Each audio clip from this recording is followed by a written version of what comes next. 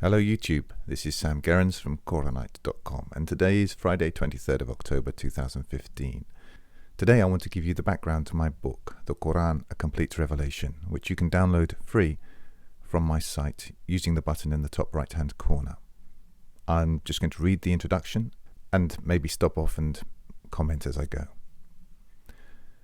The values men ascribe to words are the means to govern how they may interpret the world, and therefore limit what they will do in it. This fact is understood by ruling elites in all ages, and they employ clever men trained in the sciences of how we work to ensure that this reality serves their interests. They have had millennia to practice their craft. They also keep records and are continually learning more. When I was a child, gay meant happy. Today, gay is the sanctioned nomenclature for what my father's generation called homosexual, my grandfather's generation called queer, and my great-grandfather's generation called sodomite. The day may come when any connection between gay and happy will be expunged from the lexicons and popular memory altogether. Unthinking adoption of the new word value I am using to illustrate my point is become almost universal. Potty training the herd in the use of this new fluffy euphemism was a necessary though minor line item in a larger plan, one of many such plans which have as their combined object political and cultural goals which the population not only had no part in deciding, it will never be apprised of their existence. The masses think of their lives as individually significant, and they plan in hours, days, weeks and months.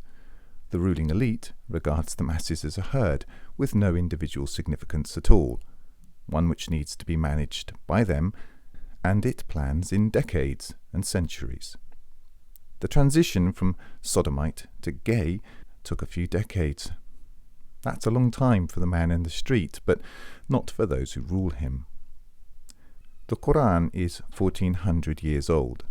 It is natural that key Quranic word values should have attracted the attention of previous ruling elites, and that such elites should have assigned intellectual capital under their direction to the task of making those values work for them. It is equally as predictable that this should have been achieved by stealth and have gone largely unnoticed by, and with the unthinking complicity of, the masses. It was interesting to me as I began to apply myself to the Qur'an in earnest that the Qur'an contains, as part of its DNA as it were, a number of inbuilt defences against the imposition of arbitrary values upon its components, by means of which the original values of key terms can be recovered should they become corrupt. Among these is what is simply a feature of that system of roots which underpins the Arabic language. This system is useful in that it allows words to be analysed and assessed on the basis of predictable and consistent criteria. I will give the reader without access to Arabic a taste of what I'm referring to by means of an illustration, albeit an imperfect one, by taking what I will call for these purposes the English root HSP. From this root we get hospital, hospice, hospitable, and hospitalize. Because we are speakers of English, we recognize that these words are connected. But let's say that everyone in the world starts to agree that to hospitalize means to give money to the priesthood. We can go along to get along, which is what most people do when the world agrees upon something, but we can also choose to demonstrate, even decades or centuries later, on the basis of the broader milieu of the language, why to hospitalize does not and cannot mean to give money to the priesthood. And more than that, we can provide a strong case for what it does mean. Arabic allows one, retrospectively, both to expose and to clarify cases where values have been twisted, and it allows one to do so to an extent far greater than is possible in English. And the interlocking root structure of Arabic I have just mentioned is but one of the mechanisms we now have at our disposal. There are others, and I will touch upon those in due course. A few words about my background are in order. I did not begin as a disaffected Muslim. I began as a disaffected Christian. I became a disaffected Christian through admitting the fallacies inherent in Trinitarian Christianity and the obvious contradictions in and historical weaknesses of Christianity's foundational texts. I'd also seen through the usurpation of what remains of the message of Jesus by the self-appointed Paul. Clearly, there is some veracity in the Christian accounts, and I accept that within those accounts exist teachings sufficient for one who obeys them to gain access to paradise. But I could not escape the fact that the Trinitarian Christianity in which I was schooled is based in subjective mysticism. I have nothing against subjective mysticism per se. However, I take issue with subjective mysticism when it parades itself about as objective truth. This then was the context in which I became interested in the Qur'an. I wanted to know, in particular, what it had to say about Jesus and the nature of God. It was only due to my close study of the Qur'an coming from this perspective and subsequent acceptance of the Qur'an's validity that I felt a need to acquaint myself with brand Islam. I was not predisposed toward rejection of the traditionalists' arguments, but nor did I have a pre-existing allegiance to them. I listened to them, I studied them, and then I rejected them. The traditionalists' claim is that his secondary, in fact supplanting, literature explains the Qur'an. The truth is that his religion has been decided upon on the basis of the aforementioned literature, one entirely removed from the Qur'an, and that the Qur'an serves only as a wall at which he throws those extracts of this supplanting literature which form the sum and substance of his religion, in the hopes that some of it will stick, which some of it seems to, if the reader accepts assertions on a generalized or piecemeal basis and puts his faith in authorities and cultural conventions. A key feature of the traditionalist's method is the arbitrary assignment of specialized values to ambiguous or general statements. He claims that such statements mean whatever he likes in order to achieve his predetermined ends, and the laity assumes he's right. Should anyone challenge the merits of his assertions, that person's motives are called into question, or he is accused of impiety or heresy. The traditionalist's intellectual process, if one can call it that, features such logical fallacies as the contention that, since his preferred literature says that a particular word means X, the fact that his externally derived expectations of X are not met in the Qur'an constitutes proof that his preferred literature is necessary in order to understand the Qur'an. This is the logic of children.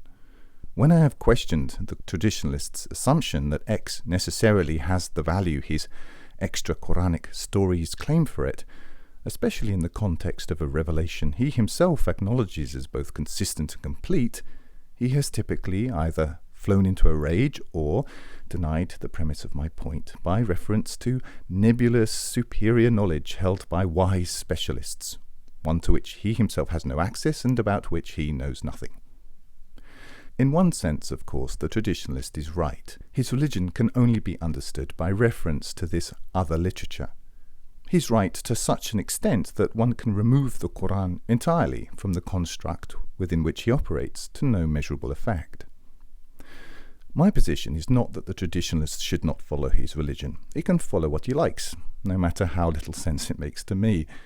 It is that he should cease conflating his religion with the Qur'an and claiming monopoly rights over a book for which he demonstrably has so little use. My thoughts on the Hadith literature, in a nutshell, are as follows. The Qur'an itself claims to be from God and complete. If this is true, there's no good reason to follow anything else, and if it is not true, there is no good reason to follow the Qur'an. Number 2. The Hadith literature is by universal consent hearsay, and hearsay has no place, to my mind at least, in the business of establishing the facts concerning God. 3. At the root of what divides the two major sects of what is today called Islam lies conflict between their competing bodies of Hadith literature. If they cannot agree among themselves what they accept, I see no reason why I should accept any of it. Number 4. The so-called science of hadith, that system by which a particular chain of narrators is established and assessed, is predicated on obvious foolishness and a sophistic method. There is no such thing as reliable hearsay. All hearsay is unreliable. Next. Had the hadith been required reading, the Prophet would have ensured its preservation. Now, of course, this is me now sort of extemporizing here, but of course there will be hadiths which claim this, but this does not stand up. There is nothing in the Qur'an which states this at all. So, and there's no real history to back this up. These things were written down, 100, 200 years later. It's like you or me today taking an account of the Battle of Waterloo from my grandfather was told by his grandfather was told by his grandfather. Maybe one of your grandfathers just made it up. Or maybe the guy who wrote it all down made it up. Who knows? But it's not reliable. And lastly, the Qur'an says that God sent down the best hadith. If that's the case, I can see no scenario in which one would look to hadith other than that which is best. The traditionalists' proselytizing efforts are an amalgam of two related deceits. The first is the common bait-and-switch method, using the Qur'an primarily as a means to shoehorn a religion entirely of his own contrivance into the mind. And the second is the conflation of the Quranic revelation with another literature. Such a presentation leverages revelation rather than rests upon it, and insinuates a cultural mythology into the space created by an individual's engagement with that revelation. A revelation over which he, the traditionalist, then claims expert, exclusive, and exhaustive knowledge.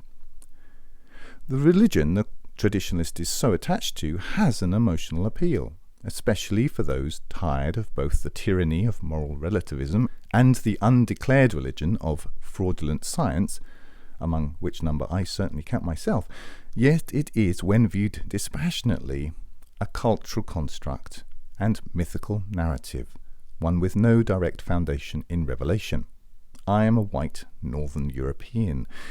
If it is simply a matter of finding an old mythology as a bulwark against the advancing nihilism and utilitarianism of a scorched earth cultural policy agreed upon by the current ruling elite, there are better traditions to choose from than what brand Islam has to offer.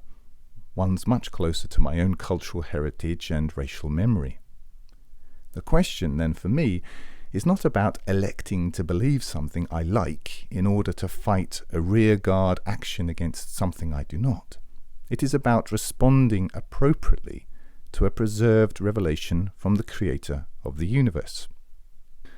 I disregard the traditionalists' understanding of the Qur'an, not only because I am highly skeptical of his preferred sources, but also because I'm not much impressed with his results. Nor am I much impressed with the rest of what he's done. Of course, there have been some generative thinkers within the cultures in which the traditionalist has prevailed, but that fact does nothing to mitigate for me the dominant tendency towards intellectual osteoarthritis in all places where the traditionalist gains the ascendancy. Those vigorous boosts which cultures today called Islamic received in the past were due to the influence of the Qur'an, and intellectual and cultural progress was made despite the traditionalist and his stock of fictions, not because of them. While many people are afraid of criticizing the religion of Islam, I regard such concerns in a broader context. For me, brand Islam is just one among many streams of human energy being directed towards confluence and useful conflict by those who understand realpolitik. If it were not required as an agenda item, Islam would not have been given its present form or imported into the West. I do not regard brand Islam as a cause, but almost entirely as an effect. It is an effect like feminism or the cult of sexual license and perversion, the destruction of the family, the institution of dumbed-down education, mediocrity as the new excellence, the destruction of cultural standards, or the promotion of distractions such as Hollywood and sports. If there's one thing of which I am completely sure as concerns the traditionalist, it is that when it comes to the larger game, he is a pawn, and not a player, and I have greater concerns than how one particular group of unthinking people allows itself to be manipulated, given a world in which there are so many groups of pawns that we are drowning in them. I am not looking to reform or influence Islam, but neither will I be intimidated out of using my mind by people who cannot or will not use theirs. The strategists who have given brand Islam some time on the playing field run many, many projects, some of which seem contradictory, but enough of which have the extermination of the majority of the world population as a mid-term goal for a sensible man to consider it a credible threat. And if I do not fear such people or their plans more than I do God, the traditionalist may rest assured that being individually killed by him and his intellectually mediocre co-religionist pawns is no more intimidating to me than the prospect of being caught up in a planned mass cull at the hands of the highly organized interlocking cabals of those extremely intelligent men who do control strategy. In short, there's a queue of people with murderous agendas which have me in their sights, as they do billions of others, and the traditionalist, if he wants a piece of me, should join the back of the queue. Much of the traditionalist's difficulty with others like himself lies in the fact that interpretive efforts are assessed in the final analysis on perception of the authority of the personality behind them. When it comes right down to it, it is simply a question of who has the longest beard. And the question of who has the longest beard is nothing if not a reliable source of frustration and conflict. And while such a dynamic provides intelligent men with a reliable constant for evolving strategies of realpolitik, it does nothing to provide other intelligent men with a reliable constant for evolving questions of hermeneutics. And it is for this reason that the majority of the intellectual overhead in the present work was spent on the creation and testing of an intrinsically Quranic system of hermeneutics, one larger and, I hope, more enduring and interesting than the question of the length of my particular beard. I wanted to achieve several goals. Firstly, to demonstrate the Qur'an as complete and sufficient for the business of knowing how to serve God, contrary to the traditionalists' actions or claims. Secondly, to aid those for whom I am primarily writing, a goal which necessitates providing comprehensive proof against the traditionalists' specialist claims for and over the Qur'an. Thirdly, to present a working mechanism which permits assessment of its results on the basis of verifiable data, thus precluding the insinuation of nebulous and far-removed authorities. Fourthly, to provide demonstration of a system which itself can be extended or improved without implying rift or schism. And lastly, to force any traditionalist who may wish to attack me to understand at least something about my work before he does so. We do not have to guess at what the traditionalist thinks the Qur'an means. He's quite open about it. His exegesis is implicit in his translation. His process is, in the main, eclectic, erratic, and unblushingly outcome-based. That is, he knows what he wants the text to mean, and by God, he intends to bludgeon it into the required shape, no matter what problems are caused in the process. And there are many. I have read many such translations and refer in this work to common traditionalist assertions and assumptions as a part of the process of exposing and dismantling them. For my part, I did not begin with a fixed idea of what the text means. I began with a number of precepts, certainly, such as the precept that the Qur'an is from God, complete and preserved. But I have treated the text itself as a perfect structure, something the mechanics of which may be learnt, applied, and tested. I sought to understand what it means rather than to tell it what it means. And the process of rendering the Arabic into English, while demanding high levels of attention, was in the end largely a technical one, a function of that hermeneutical method which grew out of my extensive preliminary investigations. There were two breakthroughs which informed my process which deserve mention, both connected, although by different routes, with the Hittite civilization. The first came about when I became interested in the brilliant Czech linguist Bedřich Hrozný. It was Hrozný who translated the Hittite libraries which were discovered early in the 20th century. The texts were written in cuneiform, which of course was known to scholars. However, the Hittite language itself was not. Hrozný, undaunted, undertook the translation of these works from an unknown language with no dictionaries and no source materials other than his knowledge of languages in general and a lively intelligence. He first went through the entire body of texts and found the most commonly occurring word. He reasoned that this word must mean bread, which it did, and working on this basis he pieced the entire language together like a giant jigsaw puzzle. I reasoned that it must be possible to apply something of Hrozny's approach to the Qur'an in at least some of those cases where the traditionalists' claims for word values are neither consistent nor sit well with the totality of the language or available contexts, and this insight informed part of my eventual method. My task was far easier than that which Hrozný faced, since the meaning of the broader text is known.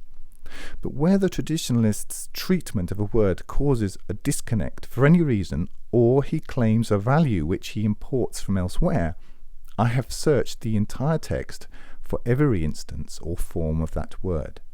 And it was only when I had both investigated that word and its root, and identified a meaning which was acceptable in the totality of contexts, that is, one which brings all instances into alignment, that I allowed that value.